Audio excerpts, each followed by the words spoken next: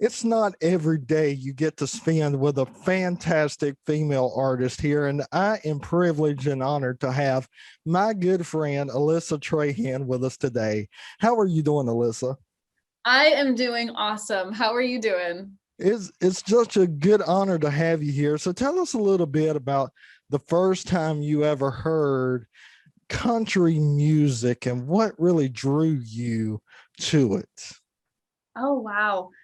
The first time I heard country music would probably be Taylor Swift's debut record when I heard Tim McGraw on the radio. And I just remember I was like, that's it. That's me. I loved it so much. And then from then on, I was just obsessed with, Shania Twain and the Dixie Chicks and Trisha Yearwood and just the ladies of country. They blew me away. I believe you're fixing to assume that position too. Oh I gosh, think thank you you. are the next lady of country music right here, folks. I mean to tell you, if you just keep your eyes on Alyssa Trahan, she's got this brand new project out that she's going to tell you a little bit about. Yeah, so I have a brand new album out. I got it right here to show you guys. This is my brand new album. It's called Baby Blues and Stilettos. I self-produced it. I am a writer on every song, and I played about 90% of the instruments on it as well. It is basically a product of the pandemic. I had been planning to do a full-length album, and I was planning to do it the quote-unquote old-fashioned way, going into a recording studio, hiring some session players to be the musicians and talking with producers. And then the world shut down, and I had a decision to make on, okay, well, do I want to put off this album for a year or more? Or do I want to finally take that leap and just produce it myself, just do it myself? And I chose to take that leap and do it myself. And I'm honestly really glad I did. Well, we're going to have a little bit of fun here with a speed round of questions. And, everybody's always like, I'm on the edge of my seat when you start asking these kind of questions. And I'm like, well, that's what it's supposed to do.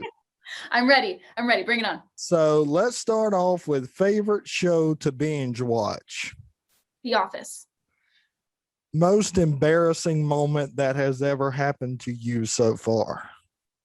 Oh gosh. Okay, I'll try to make it short, but I've met Hunter Hayes a lot. I'm a huge fan of his, and back in the day, I was like a mega fangirl. I like showed up at all his meet and greets, and he like remembered who I was because I went to so many.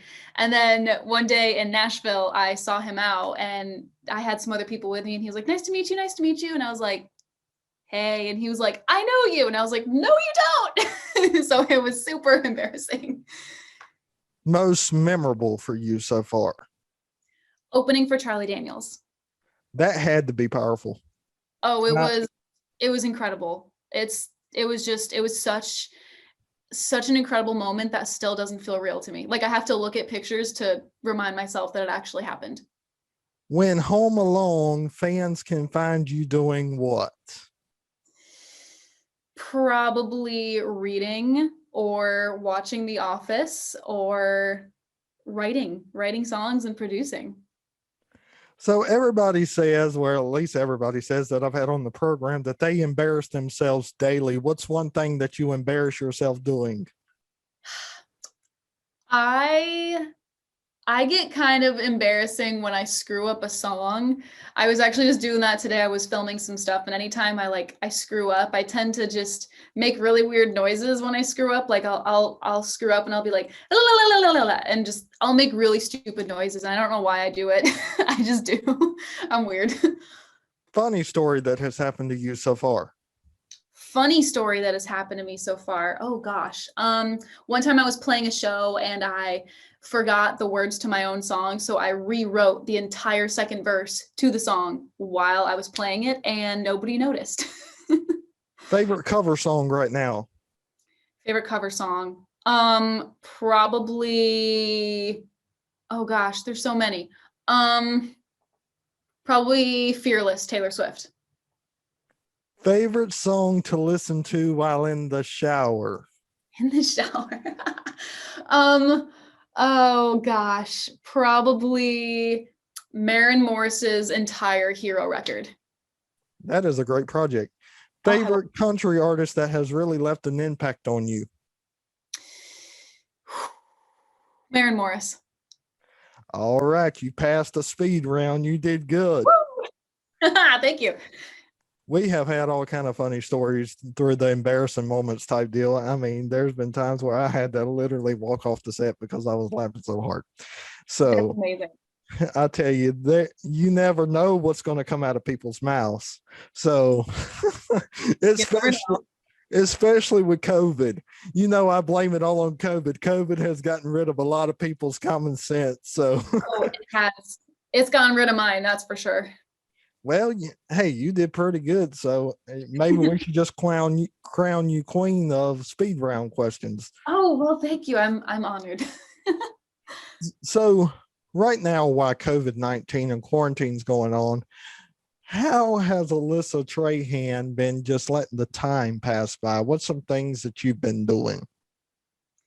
So for the majority of the pandemic, I was working on this record, and that kept me super busy the whole time. Like I said, I produced it, wrote all the songs, played most of the instruments. So I was really working on that every single day.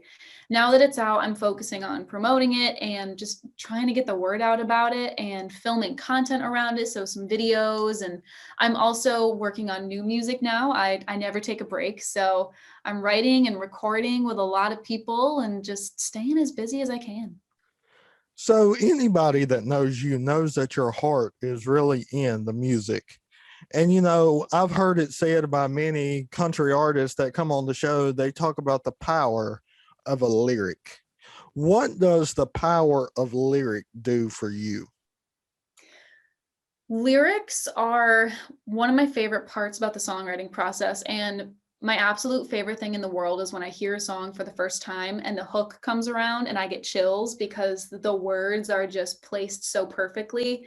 There's something about that moment that's just like I don't drink or do drugs, but I feel like that's what it's like to be high. Like when you hear a lyric that good and it just hits your soul, it's so powerful, and the way that words can just connect with people on that level is just incredible to me. So I want you to tell the viewers here a little bit about this project, Baby Blue and Stilettos. How did that name come about? Yeah, so there's actually a funny story behind that. So my team and I were trying to come up with a cool name, and I knew I wanted to have the whole like branding and imaging around the album to be baby blue because it's my favorite color. I have a baby blue guitar behind me right now, and I just love that color. I feel like it represents me. So we were thinking and we were like, well, we really want this album to represent, every side of me, and it has a soft side, but it's also got an edgy side to it. So my manager and I actually came up with the name Baby Blues and Stilettos because it had the baby blue and I wear stiletto boots a lot. So we were like, okay, that's pretty cool. We liked it, but we weren't sure if other people were going to like it. So what I did is I came up with a few options and I let my fans vote on the title of the album. And Baby Blues and Stilettos was the winner by far. So it was cool to see that the fans also loved the title that we picked out. And it's supposed to represent, kind of like I mentioned, there's a soft side, which is the baby blue part of it, but there's also an edgy side, which is the stilettos part of it. So I think it's a title that perfectly represents the project. A song on the project that has really grabbed your heart that is your favorite. What would that be? That would probably be the song called My Turn. It's a song that's 100% me. So I wrote it by myself. I produced the track completely by myself, and I also play every instrument on the track. So I'm the only musician on it.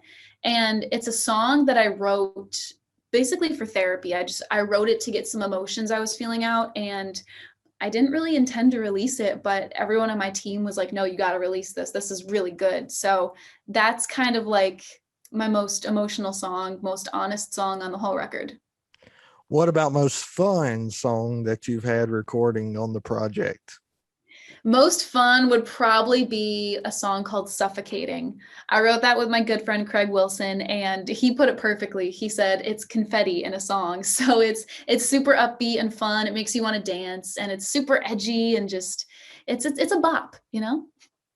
Well, Alyssa, we have had such a great time with you. You are such fun to be around. You just are bubbly. And every time you come on the show, you bring such joy. And it's just what the world needs. And you're just a great person. I encourage everybody to go check out Baby Blues and Stilettos. And if you haven't bought it, buy it, because I always tell people that if you don't buy their project, the country artist may be writing a song about you next.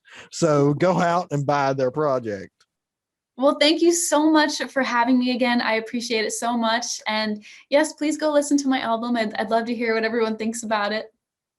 Well, Alyssa, we have had such a great time. Sorry I was late, but hey, we had a good time. Absolutely. Thank you so much. Thank you. You have a good rest of your day. You too. Bye. Bye.